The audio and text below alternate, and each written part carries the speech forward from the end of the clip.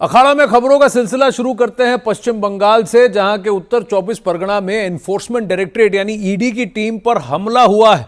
ED के साथ news 18 की टीम भी वहां थी, जिस पर हमला किया गया, जिस पर न्यूज 18 के रिपोर्टर और कैमरा पर्सन घायल हो गए हैं। दरअसल प्रवर्तन निदेशालय यानी ईडी राशन घोटाले के सिलसिले में पश्चिम बंगाल में कई जगहों पर छापेमारी कर रही है। इसी सिलसिले में ईडी के अफसर उत्तर 24 परगना जिले में छापा मारने गए। तृणमूल कांग्रेस के नेता शाहजहां शेख के आवास पर छापेमारी करने के लिए पहुंचे थे, लेकिन वहां पर पहुंचते ही 100 से 200 लोगों ने अफसरों और सीआरपीएफ के जवानों को घेर लिया।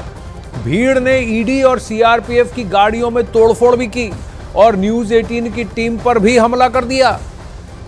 ये वो 3 तस्वीरें हैं आपके सामने जो हम आपको दिखा रहे हैं, जहां ईडी की टीम पर हमला किया गया है।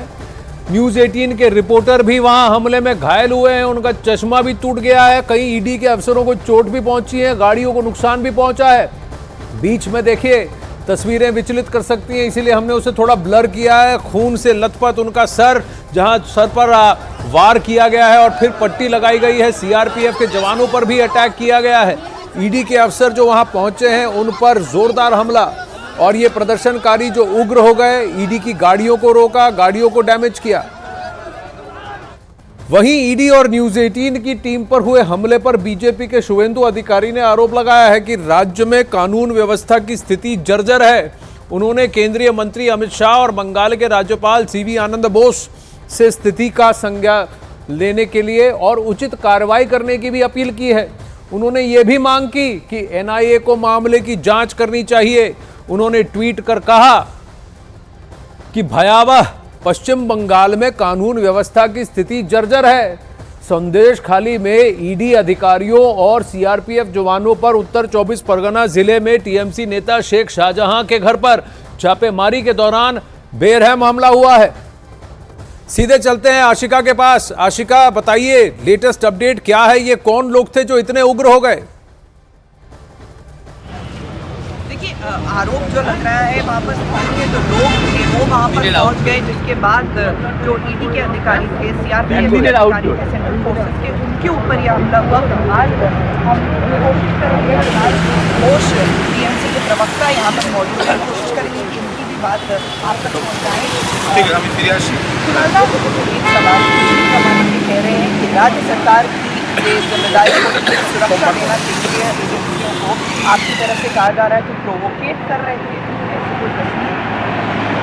देखिए, निश्चित प्रामाणिक इसका इस बारे में बोलने का कोई हक ही नहीं है। जिस आदमी बंगाल की जो इंटरेस्ट कूच बिहार उनका जिला है, कूच बिहार का जो हक का लड़ाई उसमें नहीं रहता है, वो अगर ये पॉलिटिकल स्टेटमेंट करने के लिए ये चीप पॉलिटिक्स करेगा तो वो क्या है? वो तो उसका भी उनको तो Bhajpa many allegations are still against him raised by Bhajpa, तो दल बदल करके वो कर रहा है। लेकिन फिलहाल ये तो मानेंगे कि ईडी के अधिकारियों पर हमला होता है तो जिम्मेदारी तो राज्य सरकार की है, पुलिस की है। नहीं, वो तो देखिए, ये अब स्टेट दूसरा स्टेट में देखिए, इसी तरह पुलिस के ऊपर, एजेंसी के ऊपर ये इंसिडेंट ये तो नॉर्मल नहीं है, एबनॉर्मल सिचुएशन। तो ये तो दूसरे स्टेट में एबनॉर्मलिटी ज़्यादा है, इस स्टेट में तो उतना एबनॉर्मलिटी नहीं है। अगर कोई एजेंसी बीजेपी को बातों में आकर लगातार प्रोवोक करेगा, ये सीबीआई एफआईआर में शुवेंदु अधिकारी के खिलाफ कोई एक्शन नहीं लेगा और रोज प्रोसेस एक के बाद एक तृणमूल कांग्रेस लीडर को हैरास करेगा, सेंट्रल फोर्स लेकर उनका इलाका में प्रोवोक करेगा। तो किसी तरह कोई प्रोवोकेशन में ये सेंट्रल फोर्स लेकर किसके इलाके में प्रोवोक किया जा रहा है? ये इलाका किसी का अधिकृत हो गया क्या? आशिका, सबसे बड़ी बात यह है, कुणाल जी के साथ जो ऑडियो है उसमें थोड़ा सा कम है ऑडियो, लेकिन वो जो कह रहे हैं कि सेंट्रल फोर्स लेकर किसको प्रोवोक किया? ईडी का काम छापेमारी करना है, इस तरह का विद्रोह शुवेंदु अधिकारी कह रहे हैं कि इसमें रोहिंग्या भी मौजूद है हमलावरों में। उसका ट्रैप में तो आनंद फिलहाल टीएमसी की तरफ से लगातार आरोप बीजेपी पर लगाया जा रहा है। इसके लिए ये कहा जा रहा है कि ईडी की टीम जब वहां पर जाती है तो प्रोवोक करती है लोगों को। हालांकि ये बयान टीएमसी के दो नेताओं की तरफ से आ चुका है, लेकिन भाजपा लगातार ये कह रही है कि ईडी पर हमला होना ये देश में विरला है, कहीं और नहीं होता है और ये बंगाल में ही होता है। तो इसे लेकर एक तरफ ये इतनी बड़ी घटना, जबकि ये भी देखिए आनंद की इस राज्य में कहीं भी अगर ईडी के अधिकारी, सीबीआई के अधिकारी जाते नहीं, हैं, देखिए आशिका, सबसे बड़ी बात है कुणाल घोष ने अभी आपसे बात करते हुए कहा उनका इलाका। ये उनका इलाका का मतलब क्या है? और ईडी अगर राशन कार्ड घोटाले में छापेमारी करने जा रही है तो कौन प्रवोक हो रहा है? ये आम लोग के यहां तो छापा नहीं हो रहा था, छापेमारी तो वहां पर तृणमूल कांग्रेस के नेता के घर पे हो रही थी। ये आम लोग किसके बुलाए गए? और मीडिया पर गाड़ी तोड़कर हमला करना और ईडी के अधिकारी पर सर फोड़ने की कोशिश करना, ये कहां तक जायज है? इसको क्या जायज ठहरा रहे हैं कुणाल घोष? देखिए टीएमसी की तरफ से इसे जायज ठहराया जा रहा है कहीं ना कहीं, क्योंकि ये कहा जा रहा है कि ईडी की तरफ से प्रोवोकेशन हुआ है। जबकि तस्वीरें जो सामने आई है, ईडी की टीम सुबह वहां पर पहुंची है, लगातार करीब 1 घंटे का इंतजार किया है, अंदर से ताला बंद था, खुलवाने की कोशिश हुई है, कोई भी बाहर नहीं आया। तब ईडी की तरफ से वो ताला जो है वो तोड़ने की कोशिश हुई है, जब अचानक वहां पर भीड़ आ गई और ईडी पर ही नहीं, सीआरपीएफ पर भी नहीं, वहां पर जो मीडिया कर्मी थे उन पर भी हमला किया और सभी की गाड़ियां तोड़ी, सबको मारपीट का सामना करना पड़ा है। ईडी की तरफ से अभी तक जो जानकारी आ रही है, करीब 4 से 5 उनके अधिकारी हैं जिनको चोटें आई है, अस्पताल में भर्ती कराने की नौबत आ गई है। हमारे न्यूज 18 के संवाददाता अमित थे, उनको भी अस्पताल में भर्ती कराया गया है। तो कहीं ना कहीं टीएमसी जो ये बचाव के फ्रंट में आ रही है, ये नहीं, कुणाल घोष ने जो आपसे कहा है उसको संज्ञान में लेने की आवश्यकता है। आशिका से ऑडियो को जरा ठीक करने की कोशिश करेंगे, लेकिन उसको अगर ध्यान से सुने तो कुणाल घोष का कहना है कि ईडी के अफसर वहां जाकर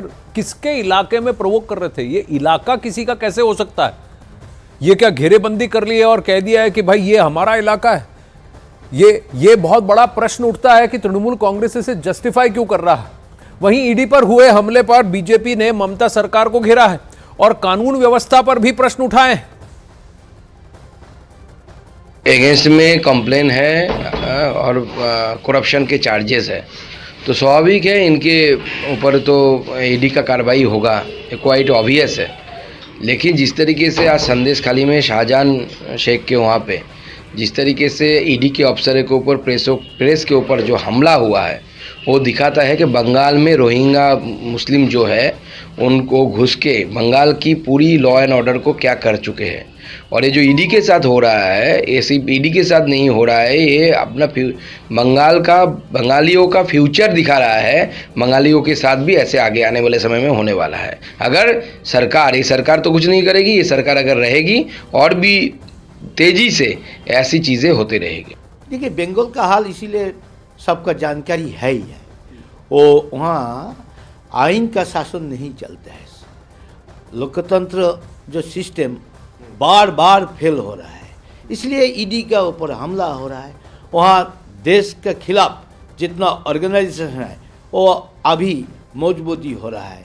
इतना बम बारूद पिस्तौल हर रोज़ मिल रहा है, लेकिन उनका ऊपर ज़्यादा कुछ एक्शन नहीं हो रहा है, इसलिए वहाँ इमरजेंसी देकर। तो बीजेपी की ओर से आरोप लगे हैं, लेकिन जो प्रत्यक्ष हैं वो साक्ष्य आशिका इसी बात पर कह रहे हैं कि ये लोग कहीं ना कहीं क्या शेख शाहजहां के लोग थे, उनके द्वारा खड़े किए गए थे कि किसी भी तरह से मेरे घर पे छापेमारी नहीं होनी चाहिए। वहाँ सीआरपीएफ जवान जो मौजूद थे उन पर भी अटैक किया गया, ज़बरदस्ती की गई है उनके ऊपर। ये प्रदर्शनकारी थे कि उग्र कैसे हो गए? आशिका,